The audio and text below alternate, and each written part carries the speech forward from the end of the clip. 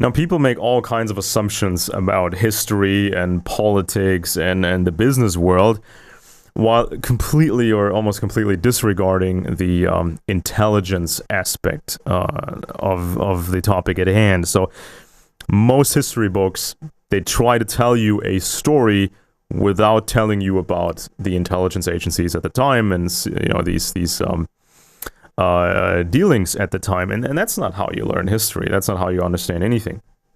And of course, when it's about current political matters, be it Russiagate or be it this left versus right battle or international intrigues or whatever, when it's about political topics, people again either disregard the intelligence level, the intelligence aspect of it, or they just make these weird assumptions and they talk about things as if they knew about intelligence, even though they don't know about intelligence matters.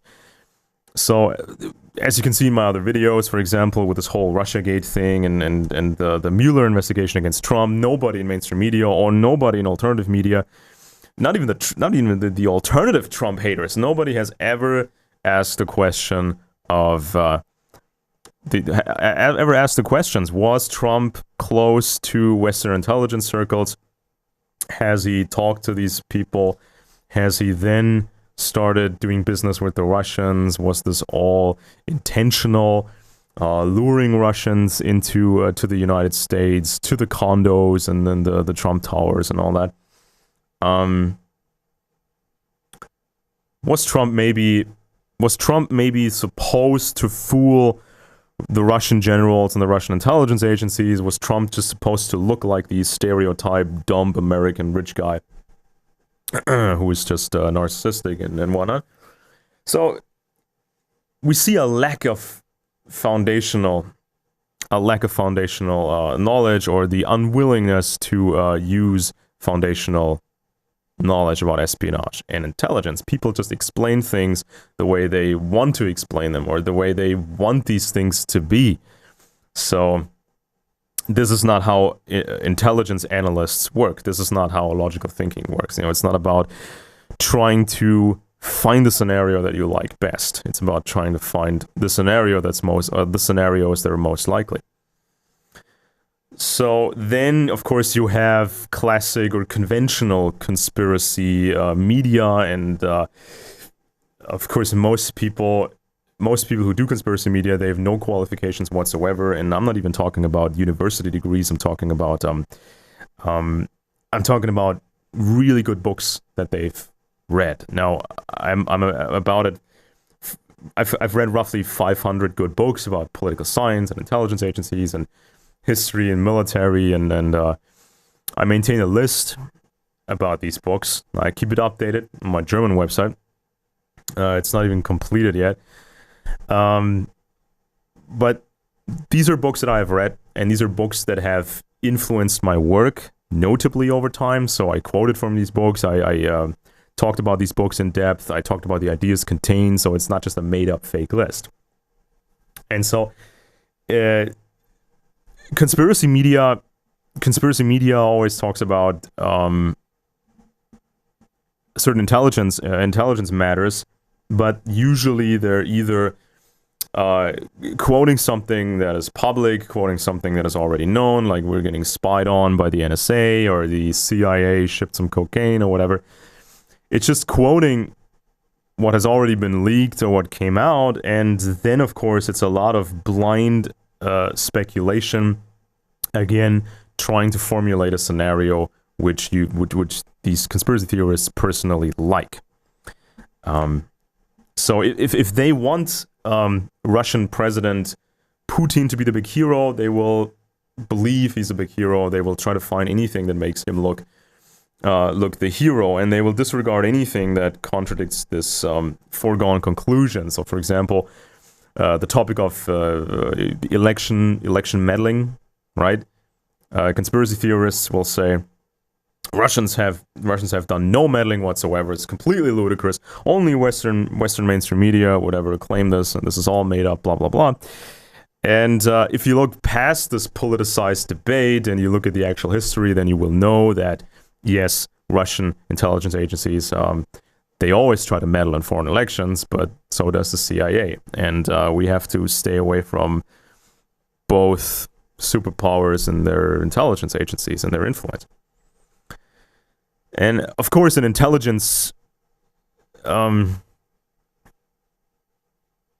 in conspiracy circles, it's very common to denounce everyone with a different opinion and every critic as some sort of enemy agent, a paid shill or a Zionist operative or whatever. And so it's just most people who comment on these things are utterly unqualified and they're not willing to acquire the qualifications. They're not willing to show what their qualifications are. So next time, just ask someone to provide a list of quality literature that person has read relating to the topic. So what's your literature? You know, it's not just an aggressive question. It's not just trying to fight with somebody on some topic. It's just a question of, hey, what's your literature? What have you read? Is there anything good in there that I missed? Maybe is there a perspective in there that I have missed? Is there something that helps us to get closer to the truth? But most people will either outright refuse or give you a fake list of books or just tell you that, well, they have just so much life experience and they've read so many articles or they've watched so much YouTube and that's their qualification, even though that's not a qualification. Right? So conspiracy books and classic conspiracy websites, that's not good enough, right? It's not enough. As a matter of fact, I've noticed the further you stay away from classic conspiracy, media, the more you understand about conspiracies.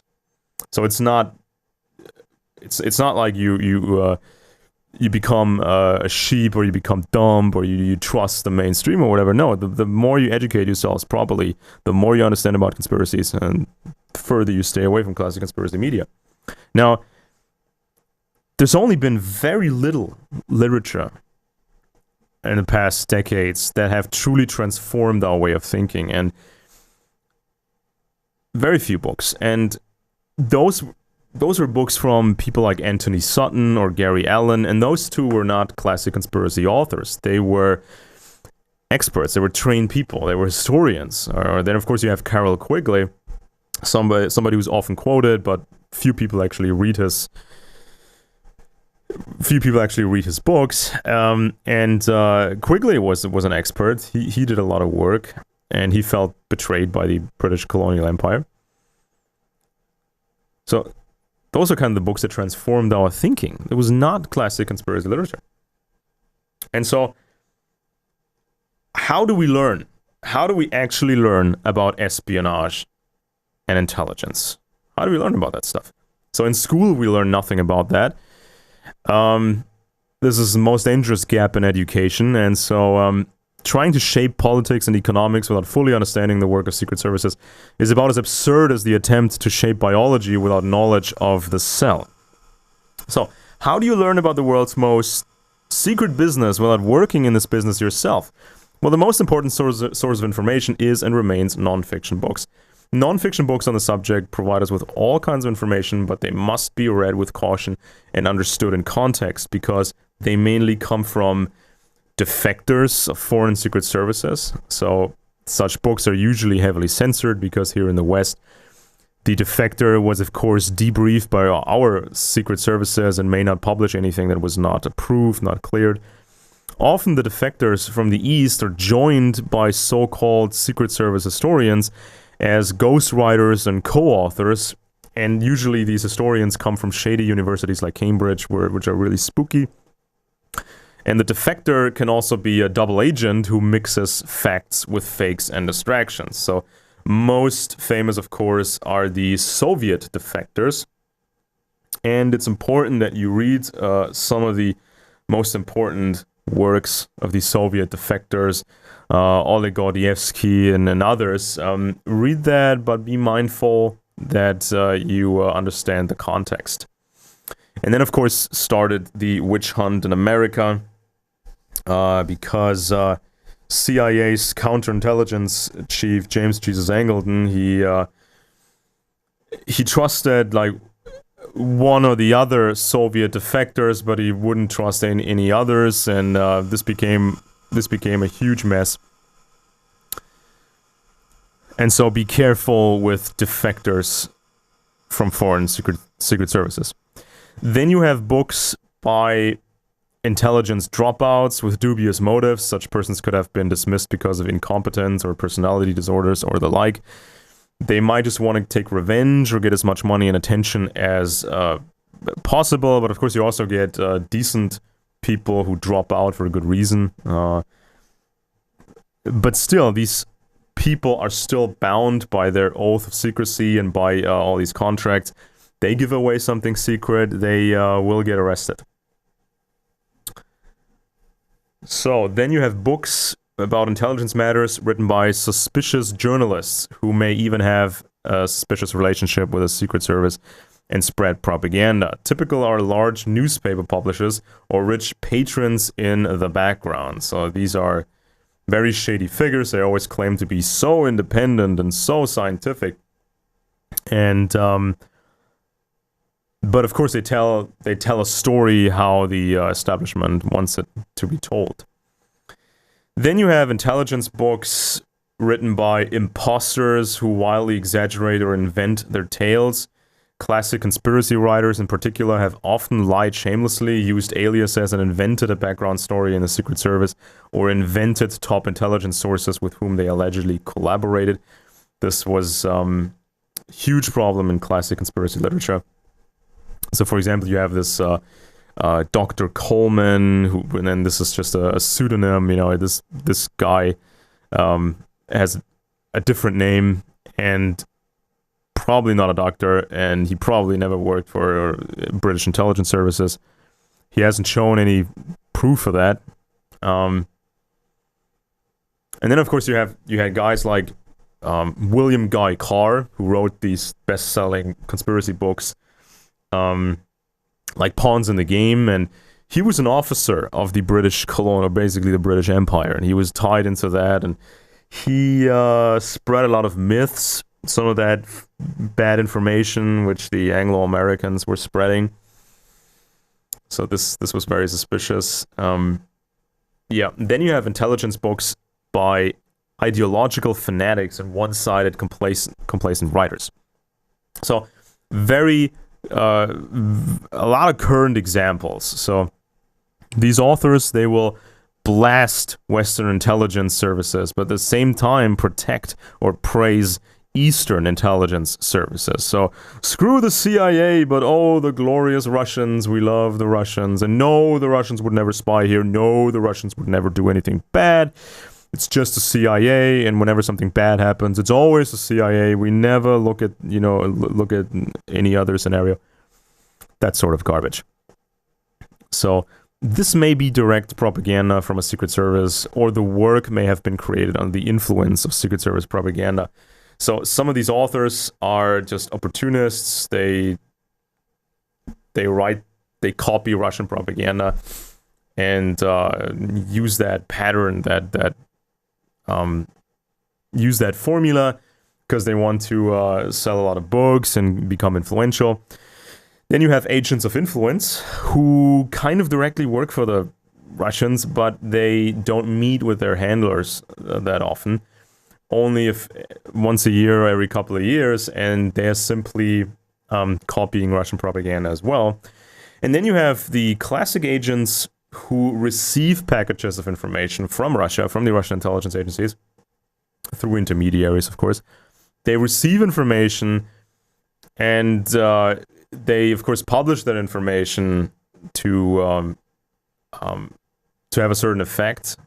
And sometimes this material supplied by the Russians is completely made up. Sometimes it's partially true, and sometimes it's completely true, right? See, that's how it works.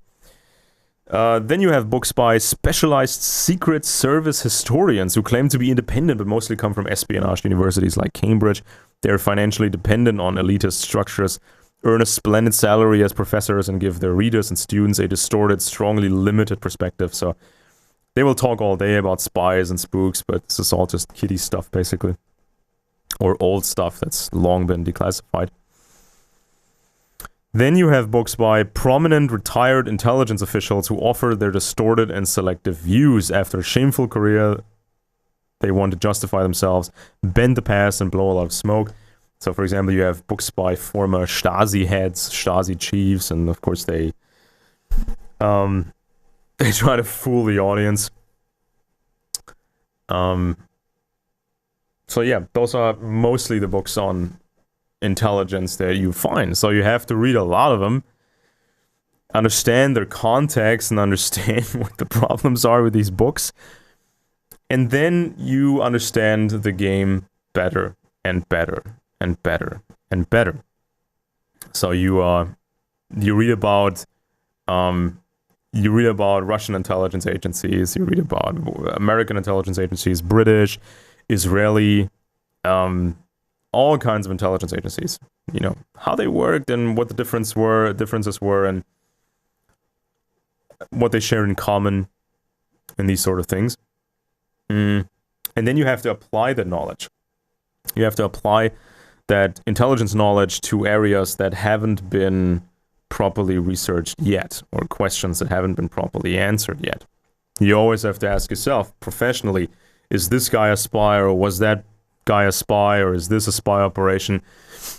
You learn that kind of thinking, you know, when you educate yourself about intelligence agencies. You start to think like an analyst. You always suspect an angle. You establish different scenarios, and this is something that everybody should learn, or needs to learn, because otherwise you can't understand politics, or you will never get anywhere. You can't understand ideologies, and you can't form groups that are clean. You can't perform counter-espionage if you know nothing about espionage. So then, of course, you have documentary TV programs. They share the same problems as non-fiction books, problems I just described. In addition, there are mountains of popular novels, fictional films, and TV series in which the everyday life of espionage is portrayed with varying degrees of realism. So, of course, James Bond has always been mass entertainment and a flat advertisement for the MI6 Secret Service, and came from the pen of Ian Fleming, who himself never really had a real espionage career. He just had family connections, and he planned some secret missions, but this was terrible work, very shoddy work. Then you had John le Carré's stories. They were much more realistic, and they still inspired TV shows like Homeland or The Night Manager. Carré was with both the British domestic and foreign intelligence services, had good insight into the business, and especially in the East versus West conflict, he shed light on the moral limits that were regularly crossed in the fight against the KGB. However, he did not reveal any real secrets of his old employer or secret methods. Steven Spielberg blew the same horn with Munich and Bridge of Spies, and even brought some criticism to the Israeli Mossad. But the film material is quite soft, and the Hollywood mogul would never have dared to go for material from Viktor Ostrovsky's book instead, who was a whistleblower from the Mossad originally. So then you had the TV show Turn Washington Spies. This was based on Rose's book. You also have Deigler's book on the American Revolution and the intelligence operations at that time. And if you read those kind of books, you will understand that, wow, intelligence work was far more advanced during the American Revolution than most people would have guessed, would have thought. But these books, like Deigler's and Rose's book, these books don't go far enough. They only tell you the old story that has been public for a long time, the old story of the Kolpa espionage ring and the betrayal of Benedict Arnold and this sort of stuff, but they never touch anything that hasn't been uncovered yet. They don't look into Alexander Hamilton and his family connections and his career, how he became important and intermarried with some strange families. They don't want you to look at Alexander Hamilton, and they don't want to question if he was a British spy. And they also don't want to look at Benjamin Franklin, who was eating and drinking and cavorting during his whole time in France, and his important man Bancroft was a confirmed British spy, and we have to ask ourselves if Franklin was a British spy as well. And then, of course, we have to move on from there and ask how much British espionage was there during the American Revolution, and how did that play into this further development of the United States. Now, because conspiracy literature believes that the Jewish world conspiracy took over the United States at a certain point after the revolution, and if you look at this from an intelligence standpoint and from an intelligence point of view, you can see that British espionage was a huge problem from the start, and this is definitely something to look into, because if you don't get it right and you don't really understand this topic of the American Revolution, you don't understand the espionage there, your whole ideological foundation is flawed. Whether you love the concept of a republic or you hate it, whether you're a communist, whether you're a fascist, whether you're in the political center or whatever, or you're a libertarian or an anarchist, if you don't get these topics, if you don't understand the true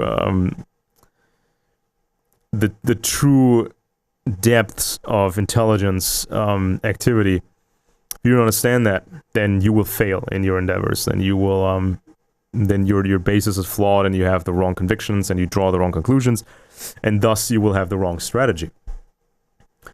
So I've done some deep research into the American Revolution, and it was certainly real for the real Americans, for the true Americans who fought and fought for their freedom, and of course they brought significant change. But when it comes to these idols, when it comes to these so-called famous people, such as Franklin, for example, or Hamilton, or some of the others, that's when it gets complicated. And that's when it gets complicated. And these people were intimately tied to circles with the British Empire, and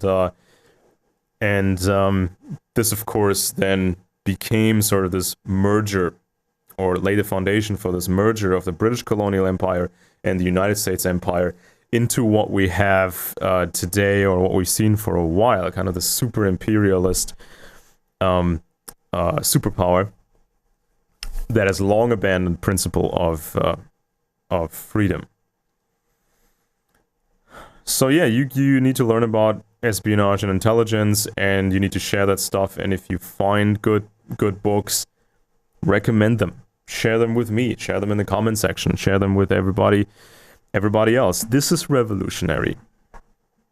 Reading quality stuff and getting other people to read quality stuff and learning about these things, that's revolutionary. It's not revolutionary to share some junk on social media, or to beg social media companies to let us say whatever we want. It's not revolutionary to have misguided communists speak on YouTube, and misguided fascists speak on YouTube, and misguided mainstream people speak on YouTube. That's not revolutionary. That's just a waste of time. The point of social media is to waste your time so you won't read any quality books. Quality books are not yet illegal, but you're drawn away from it. You're very much drawn away from it, and you learn so much new stuff if you get into books, right? So, for example, there's been a whole new view on the JFK assassination, whereas you find out that all these myths are untrue from the conspiracy literature. Kennedy was not an enemy to the establishment. He did not mess with the central bank. That was just a myth. He did not mess with the central bank. He did not mess with the monetary system. He didn't even really mess with the intelligence community. Yeah, he got angry at some point when they failed, but if you read Wiener's book on the CIA, this huge book, you find so many examples of the Kennedys loving black operations, and the Kennedys, they were crazy about black operations. And John F. Kennedy, he was so frail, physically he was so frail, he was in no condition to fight some establishment.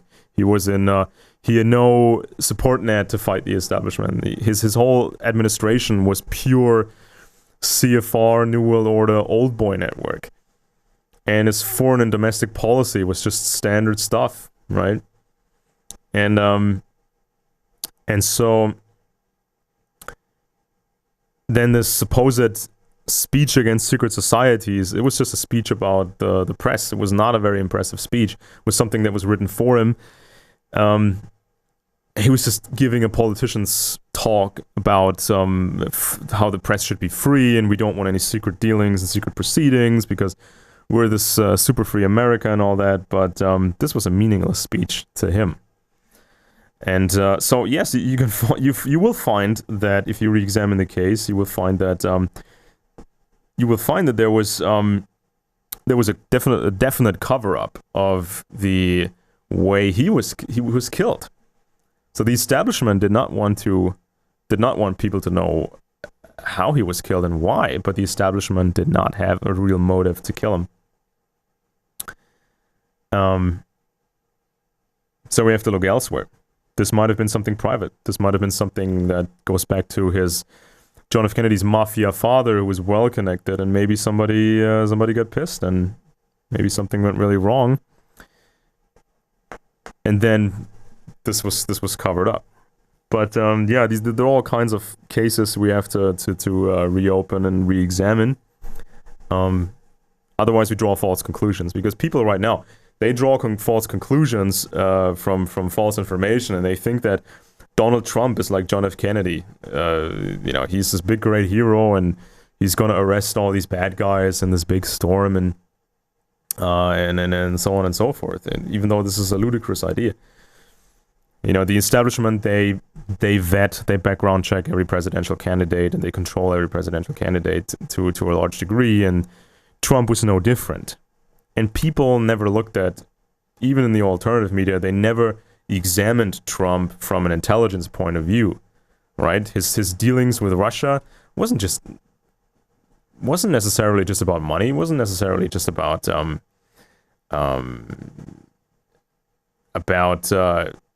to hook up with another superpower or whatever.